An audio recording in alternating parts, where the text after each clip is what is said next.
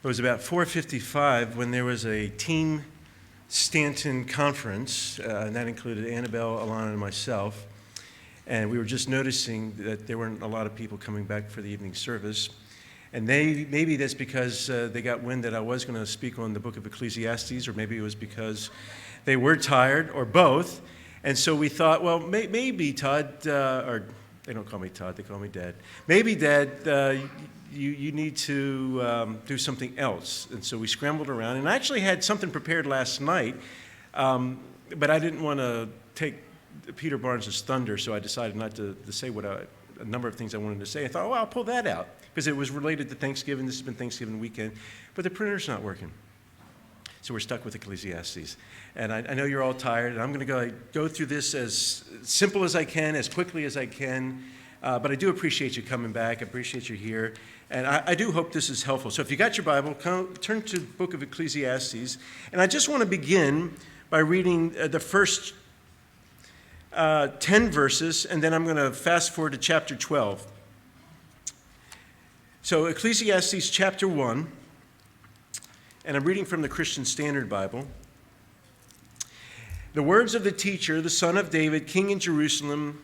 Absolute futility, says the teacher. Absolute futility. Everything is futile. What does a person gain for all his efforts that he labors at under the sun? A generation goes and a generation comes, but the earth remains forever. The sun rises and the sun sets. Panting, it returns to the place where it rises. Gusting to the south, turning to the north. Turning goes the wind, and the wind returns in its cycles. All the streams flow to the sea, yet the sea is never full. To the place where the streams flow, there they flow again. All things are wearisome, more than anyone can say. The eye is not satisfied by seeing, or the ear filled with hearing. What has been is what will be, and what has been done is what will be done. There is nothing new under the sun. Can one say about anything, look, this is new? It has already existed in the ages before us.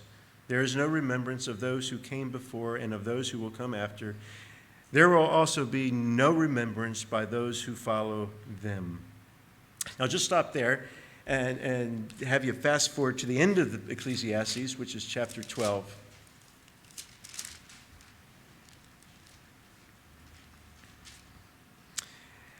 And let me read the whole chapter. So, verse 1, remember your Creator in the days of your youth, before the days of adversity come, and the years approach when you will say, I have no delight in them. Before the sun and the light are darkened, and the moon and the stars and the clouds return after the rain, on the day when the guardians of the house tremble and the strong men stoop, the women who grind grain cease because they are few, and the ones who watch through the windows see dimly. The doors at the street are shut while the sound of the mill fades. When one rises at the sound of a bird, and all the daughters of song grow faint. Also, they are afraid of heights and dangers on the road. The almond tree blossoms, the grasshopper loses its spring, and the caperberry has no effect, for the mere mortal is headed to his eternal home. And mourners will walk around in the street before the silver cord is snapped, and the golden bowl is broken, and the jar is shattered at the spring, and the will is broken into the well, and the dust returns to the earth as it once was, and the spirit returns to God who gave it. Absolute futility, says the teacher. Everything is futile. In addition to the teacher being a wise man, he constantly taught the people knowledge. He weighed, explored, and arranged many proverbs. The teacher sought to find delightful sayings and write words of truth accurately. The sayings of the wise are like cattle prods, and those from masters of collections are like firmly embedded nails. The sayings are given by one shepherd. But beyond these, my son, be warned, there is no end to the making of many books, and much study wearies the body. When all has been heard, the conclusion of the matter is this: fear God and keep his commands, because this is for all humanity. For God will bring every act to judgment, including every hidden thing, whether good or evil. So what I want to do tonight is give you a jet tour through the book of Ecclesiastes, or a big picture of the book of Ecclesiastes, as I put in the bulletin, I've titled this The Black Sheep of the Bible, and sometimes it's referred to as the Black Sheep of the Bible because it is a difficult book to get your head around. And it's also somewhat seemingly negative and pessimistic. If you've ever read the book or ever heard it taught or read a book or commentary on the book, it seems predominantly people take a negative and pessimistic view towards the book.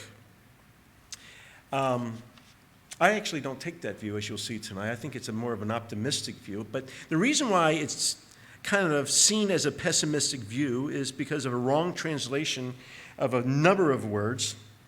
And there's also the unhelpful notes of the old Schofield Reference Bible where it says Ecclesiastes is only the conclusions and reasoning of a man, not revelatory truth, end quote.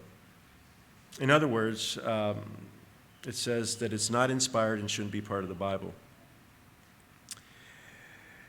But obviously that's farthest from the truth. It is inspired, it is revelatory truth, and really all you need is some keys to help in understanding what I will say is a positive book, an optimistic book.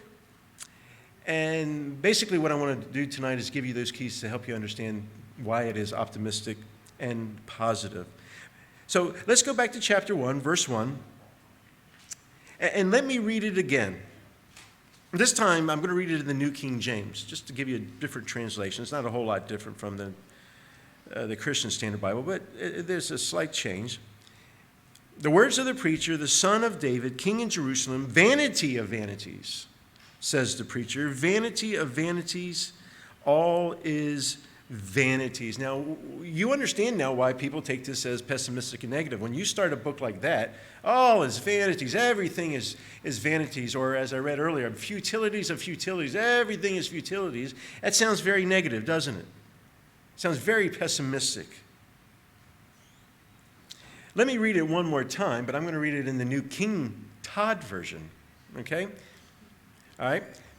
And notice the differences of how the New King Todd is different than the New King James, okay? The teachings of Koheleth, the son of David, king in Jerusalem, breath of breaths, says Koheleth, breath of breaths, everything is temporary. Let me say that one more time, so you have that in your mind. The teachings of Koheleth, the son of David, king in Jerusalem, breath of breaths, says Koheleth, breath of breaths, everything is temporary. So what is Solomon about here? This is Solomon. It doesn't say Solomon, but we know this is Solomon. It's, the son of David, king in Jerusalem. David had many sons, but we think we know who this guy is that's writing this. But the questions that we always ask about the biblical text that we're reading is, well, who is writing it? Who is he writing to? Why is he writing it? All those key questions that relate to the context. So in order to get to that, let me begin by taking you into Solomon's world. I'll tell you this. Let me connect Solomon's world into your world. Because if you understand the background to why Solomon wrote this, then you'll understand the book. So connecting Solomon to you, let's just begin with the thought that here we are in 2022, coming into 2023, just in a month or two. And here we are on a Sunday, another Lord's Day, another Sunday. It's another year, another week of our lives gone by in the annals of time. And here we are, the first day of the week. We're here as we began this morning to worship. But in a sense, we're here to prepare for the week ahead. And the question might come to you, well, what do you expect this week? Do you know what's coming this week? Do you have a plan for this week? And of course, you'll probably reply, yeah, of course I do. I know what's going to take place. I go to work 9 to 5. I do this, I do that. So there's a lot that you know, but I would venture to say there's a lot you don't know that's coming in this week.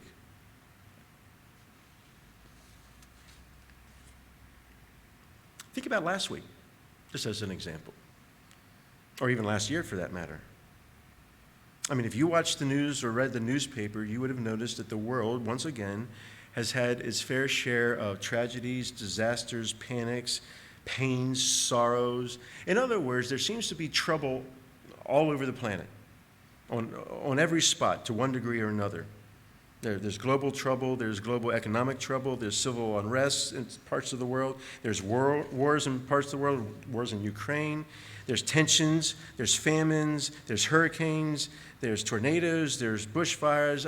In the news, everywhere, somewhere I should say, in the world, there's trouble. There's trouble in your own home. It could come down to trouble, if you want to exaggerate trouble, to the sniffles and the flu of your own child. The point is, from the greatest to the smallest, everyone is touched by trouble. And the reason why they're touched by trouble, because this is a troubled planet. But the point here is that whatever happened this past week is no different than what happened last week. And guess what? It'll be no different than this week. Right? Think about it. There's trouble, but the trouble changes. But there's trouble last week, there's trouble this week, and there'll be trouble the following week. Each week, in fact, if you want to go back to the beginning of mankind, since Genesis 3, there has been trouble. Ever since the fall, more or less, has been like this week. There's nowhere you can go on the globe to escape trouble, right? It's everywhere. And everybody, mark it everybody, has trouble in their lives to one degree or another. You're not going to argue with me, right? But on that point, you have trouble. Everybody has trouble. Some more than others, but nevertheless, none of us are immune from trouble because we live in a fallen world. So the question comes, how do you cope?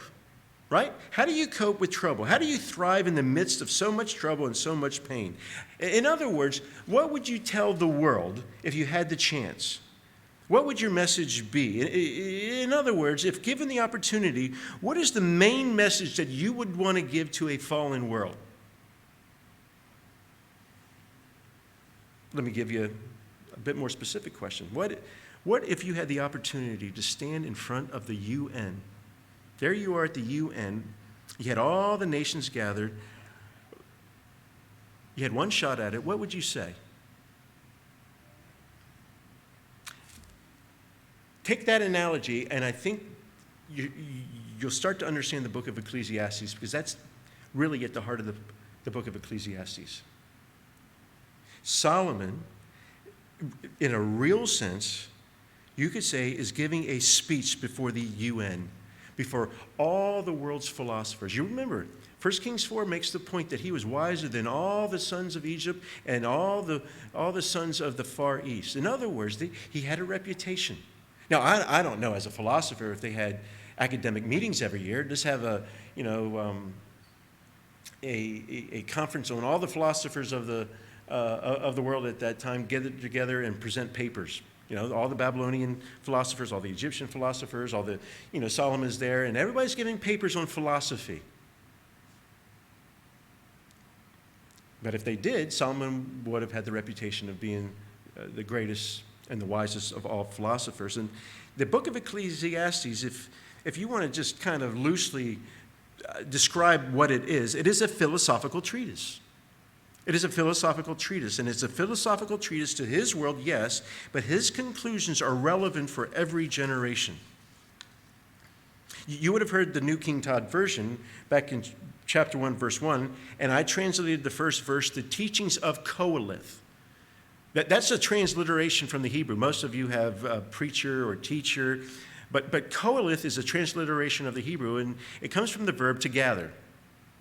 Solomon was known as the gatherer, the one who gathers. And you say, well, gathers what? Does he gather words? Yes. Or does he gather people? Yes. You go back through Kings and Chronicles, it talks about how Solomon used to gather the people and teach them, or gather the people for worship. So he was known as Qoheleth, the gatherer. The one who gathers words, yes. The one who gathers people. The one who speaks in the assembly, and the one who teaches in the midst of the congregation. And that's why I use the UN, because in a sense, that's a good analogy.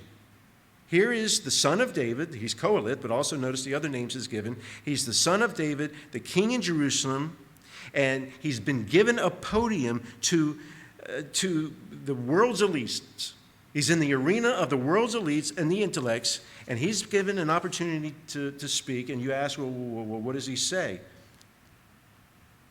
And again, I turn it around to you. What would you say if you had the opportunity? Well, we'll talk about what he says, but the one thing I think is pretty clear, if you know anything about the book of Ecclesiastes is he's pretty shrewd. He's pretty clever in how he presents truth. It reminds me of Paul on Mars Hill in Acts 17. He's going to give them the truth, absolutely, but he does a way that draws them in. It's a very wise approach. What does he do? He begins first by finding common ground with them. And you say, well, what's the common ground? Well, the common ground is trouble, right? I love to know how to cope with trouble. I mean, he talks about, I live on the same planet as you do. I'm bound by the same seasons and times as you do. I feel the same pain that you do. I experience the same tragedies that you do. I'm frustrated by my labors just as you do. I'm vexed by evil just as you are. You question the meaning of life? I question the meaning of life. In other words, Solomon puts himself right next to his fellow man as a fellow creature. If you want to give a theological or rather philosophical terms, he finds common ground with his fellow man in an ontological manner. You say, what's an ontological manner? Ontological is the theory of being. We're all made in the image of God. We're all creatures. So that's where we find the common ground. That's where you would find the common ground. You go out on the streets and you talk to somebody. You have the common ground in that the same theory of being. What you have different with them is what? Your worldview, or what we call epistemology. And thus his conclusions are going to be different than his common man. But he first finds common ground with them to draw them in. So he finds common ground in that he lives in the same world with them, with the same problems, the same trouble. But where it's different is the conclusions to everybody's questions. Radically different. And here's where it is different. Listen carefully. Though there is trouble in this life, with accompanying pain and frustration, nevertheless, one must live life to the fullest under the sovereignty and judgment of God. That's the end. That's the conclusion. Let me say that again. Though there is trouble in this life with accompanying pain and frustration, nevertheless, one must live life to the fullest under the sovereignty and judgment of God. That's why I say it's radically different, because nobody lives like that. But that's Solomon's message in a nutshell. That's the message of Ecclesiastes in a nutshell, in one sentence. Now, the question is, how do you say that? How do you say that to all the intellectuals, all the philosophers? Let's say you're at the UN. I'll just run with that analogy with me for a moment.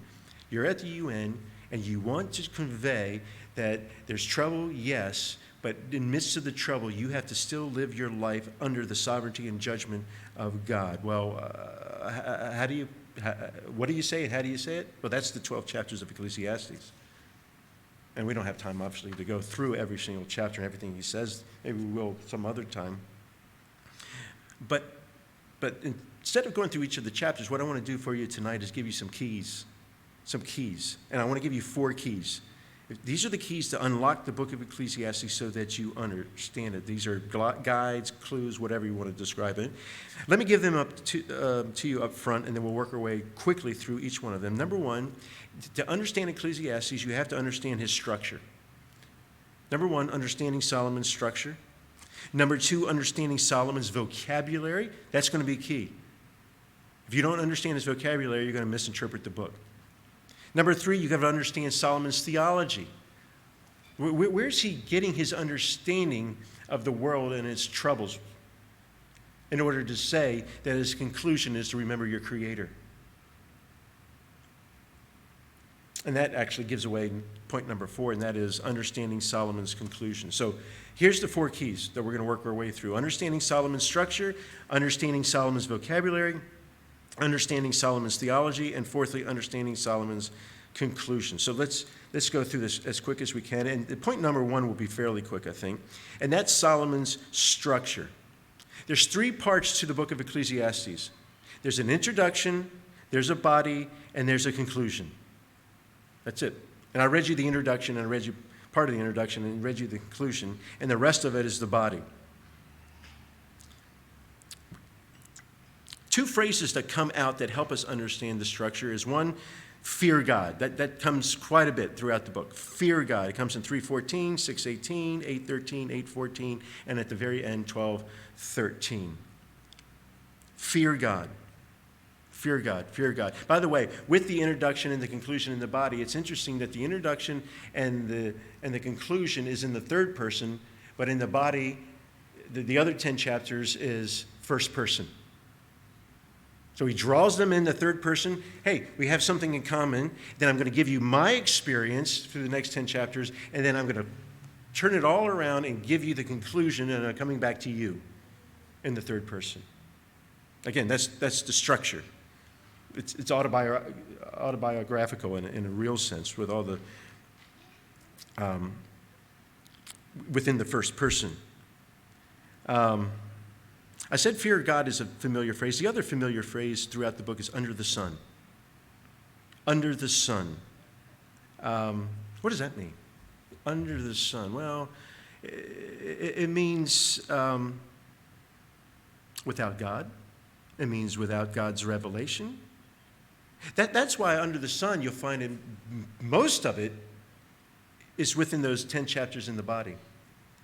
I tried this, I tried that. Specifically, he says what? I tried education, I tried pleasure, I tried work, I tried prospect of success. I live in a world of trouble, and I've got to have some purpose here, so maybe I'll test education. I live in a world of trouble, maybe I'll test pleasure. Maybe I'll test work. Maybe I'll test this prospect of success.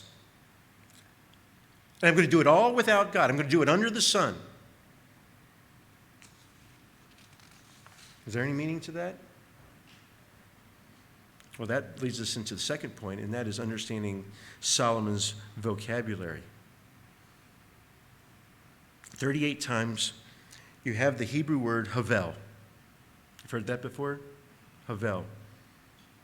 One translation, as I read earlier, is futility, another is vanity. Some translations have meaningless or useless, but they're all wrong, I believe. By the way, Havel is the name of Adam and Eve's second child. There's Cain and there's what? Havel, Abel. Same name. Would you name your kid useless? Would you name your kid meaningless or vanity or futility? No. The actual meaning of the word havel is temporary. It's just simple. Temporary. Puff of wind, breath, transient. That's what he's saying. That's what life is. Life is temporary. There's a brevity to life. That's the point. The book of Ecclesiastes is a sobering reminder of the brevity of life. Thus, the importance of living under the sovereignty and the fear of God. In fact, let me just give you a few verses just to keep you awake. Over to chapter 11 for a moment. Look at verse 7. Verse 7. The light is pleasant, and it is good for the eyes to see the sun. Indeed, if a man should live many years, let him rejoice in them, and let him what? Remember the days of darkness, for they will be many. What's the days of darkness? That's death. Death is eternal. There'll be many. So the brevity of life, the temporariness of life. Look, and Solomon would have gotten this from scriptures, but he would have been taught by his own dad. Let me just read you Psalm 144. O Lord, what is man that you acknowledge him? Man is like a breath. Man is like a shadow. Go back to Ecclesiastes 6:12, just to stay in Ecclesiastes. I won't have you turn outside of it. But in Ecclesiastes 6:12, Same thing, same question. Who knows what is good for man while he lives the what? Few days of his breath, like life which he spends as a shadow. By the way, chapter 6, verse 12, some have argued is the pivotal point in the book. 12 chapters, chapter 6 sounds like the middle, verse 12 sounds like the middle of the middle. That's the verse that is the turning point, if you will. Job says the same thing. Leave me alone for breath, like are my days. What is man that you set your mind to honor him? And you've got Ecclesiastes, you've got Job, and we could give you verses in Proverbs, but the common denominator of those three books is what? They're wisdom literature, right? And wisdom literature is to show you or teach you how to live life in the short time that you're here. So the point, when we come back to Havel, we're talking about the vocabulary here, the brevity and the shortness of life, it is but a breath. So the opening of the book, go back to Ecclesiastes 1, do we read it vanity of vanities? No. Now, the opening comments in Ecclesiastes are intended to announce the key frustration of humanity, and that's what? That everything is temporary. You get frustrated by that? The people in Solomon's time used to get frustrated by that. And one of the things that you'll find as you read ancient literature is that a lot of the ancient literature deals with this question. You ever heard of the Gilgamesh epic? The Gilgamesh epic is this King Gilgamesh is on an epic. He's on a journey, and his journey is to find immortality, to find wisdom. I don't want to just die in 30, 40, 50 years. I want to live forever, and I need to find out how to live forever. But this is the point. This is the key to the interpretation of the book of Ecclesiastes. This is how he's relating to those who he's writing to. Everything is temporary. The shortness of life and the trouble that's here. The second vocabulary, and we've already touched on it, but I'll come back around to it, is the phrase under the sun or under the heavens. Under the sun 30 times, under the heavens 3 times. So you count up over 30 times in the book, and that statistically is roughly once in every 7 verses. What's under the sun? Well, again, what's under the sun is the earth, but it also reflects living on the earth without God. And this is what Solomon's reflecting on. He's reflecting on life on the earth and observes that there's a sense of futility that occupies man in a few short years. Again, we're temporary. We're temporary. I mean, you don't have to be a rocket scientist to observe this. All wise men, all philosophers throughout history observed the brevity and the transitoriness of life. And this is what Solomon is reflecting on. But he's reflecting it on through a biblical lens.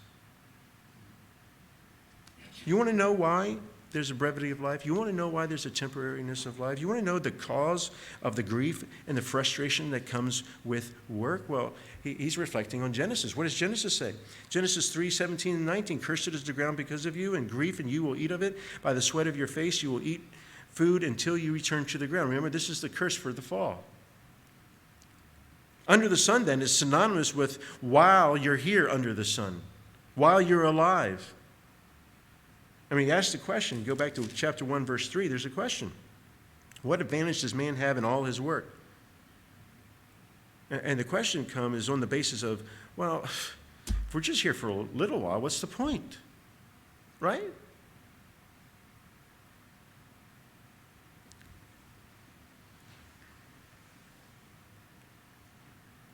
So not only one's life, but also everything done during this life under the sun, in a word, is what?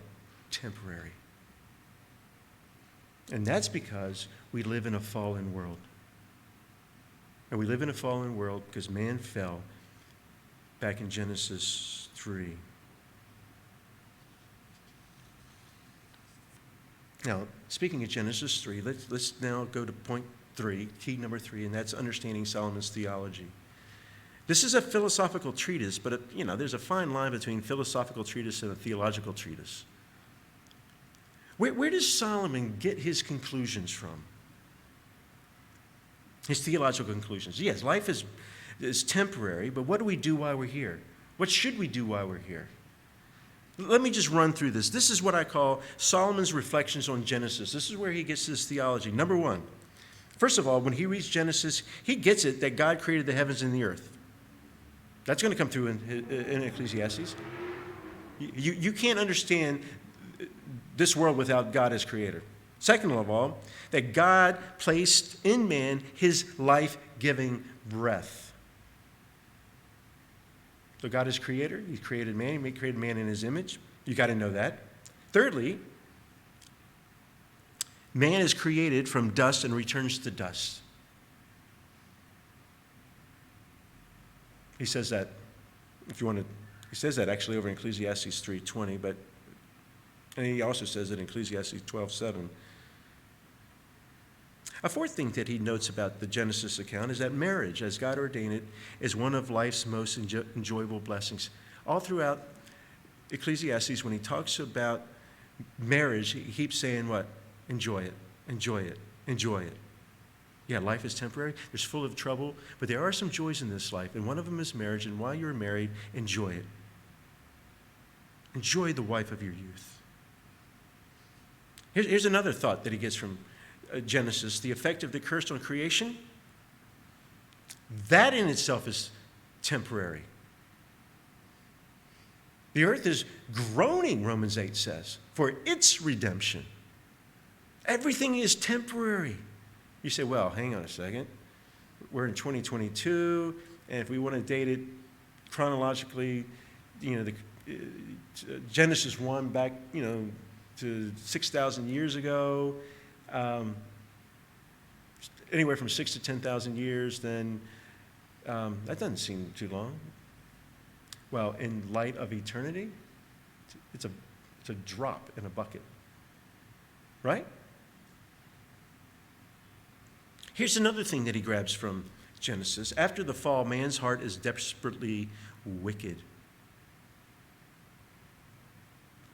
Hence why there's a lot of trouble on the planet. A seventh thing he gets from Genesis, that God withholds certain knowledge and wisdom from man for his wise but unspoken reason. There's an incomprehensibility about God. He doesn't give us all the information that we want. He gives us enough revelation to be dependent upon him, and enough, or let me say it this way, he gives us enough revelation to make us responsible and enough mystery to make us dependent. Does that make sense?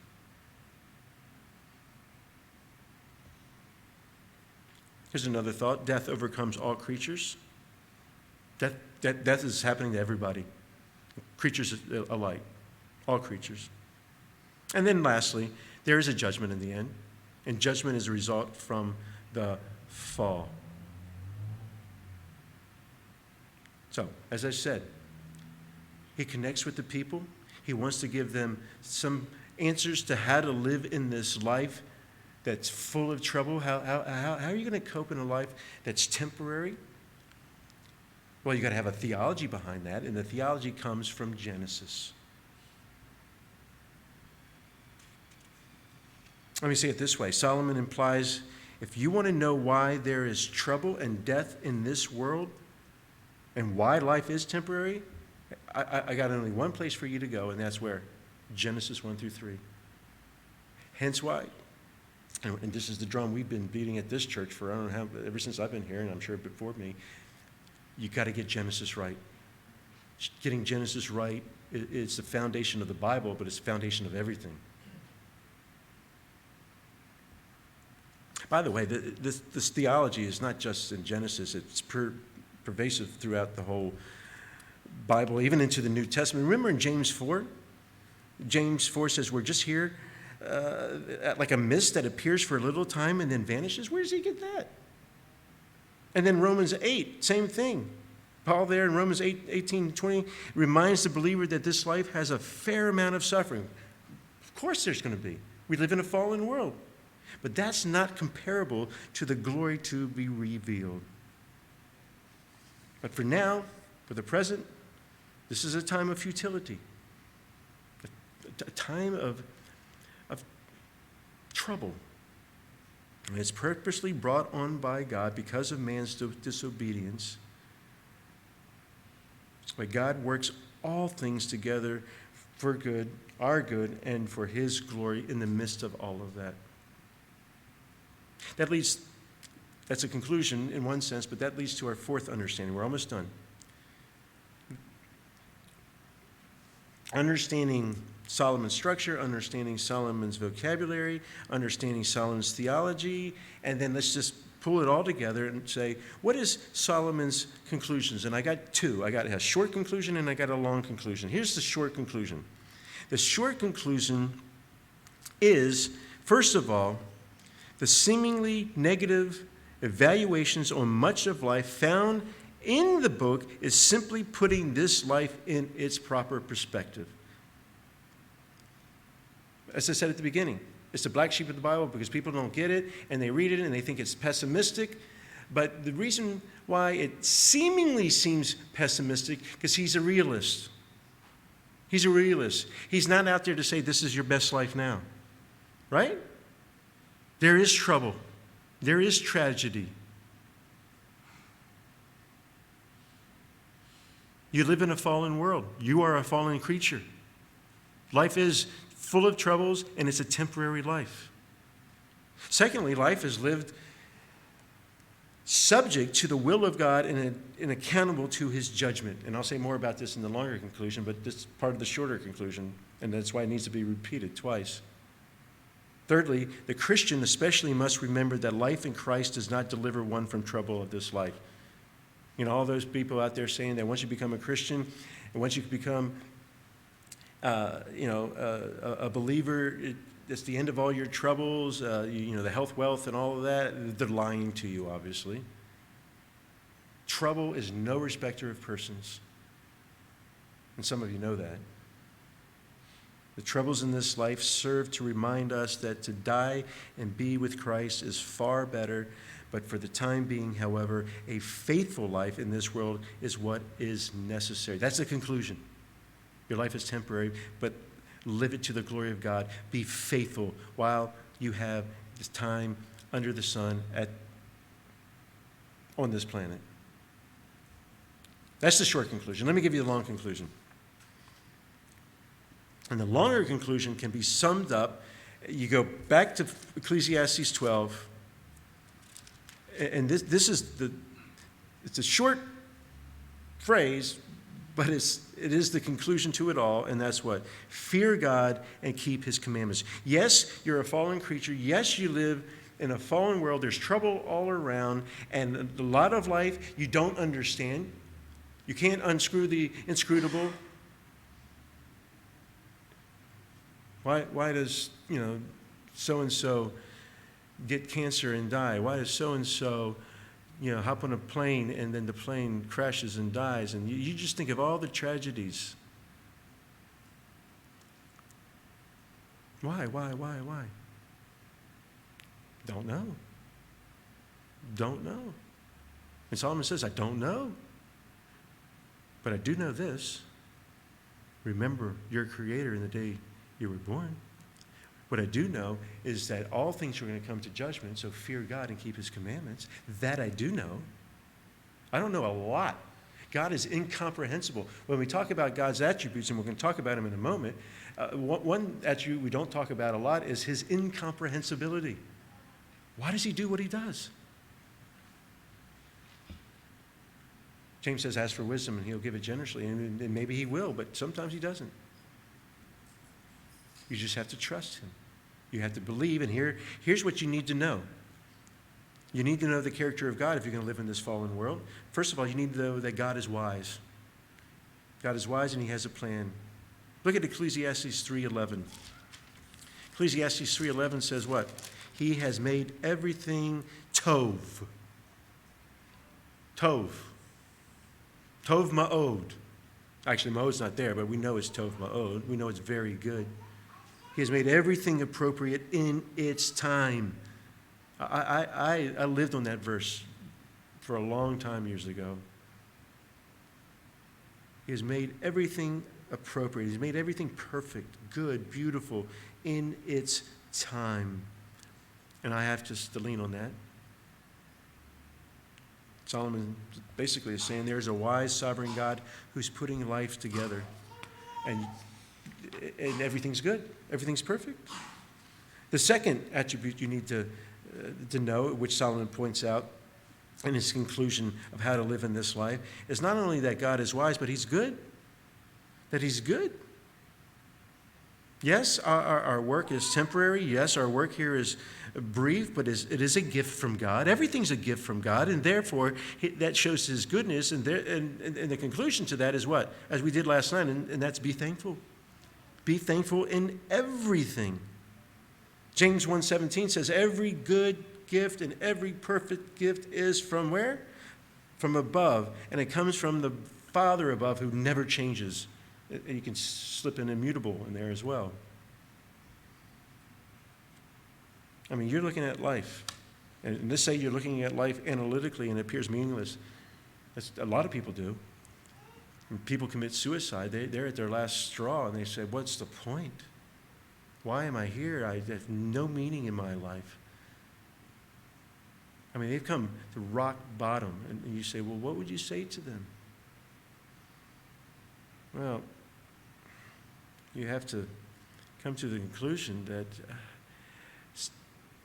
God is wise, God is benevolent, God is good. Whatever God brings in your life is good, because whatever God brings in your life is a gift.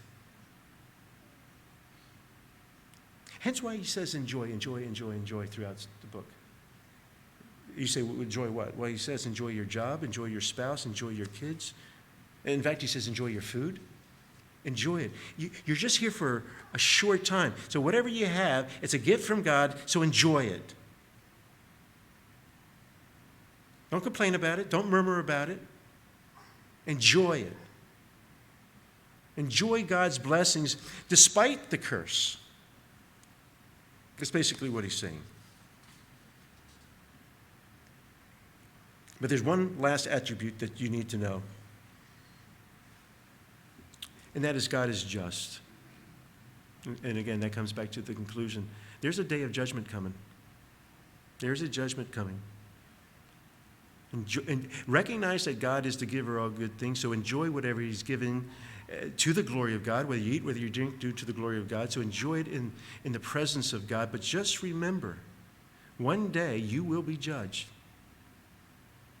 That was the conclusion. We read it a couple times already in chapter 12. Here's another takeaway in the words of John Piper. You're only here for a short time. Don't waste your life. Remember that?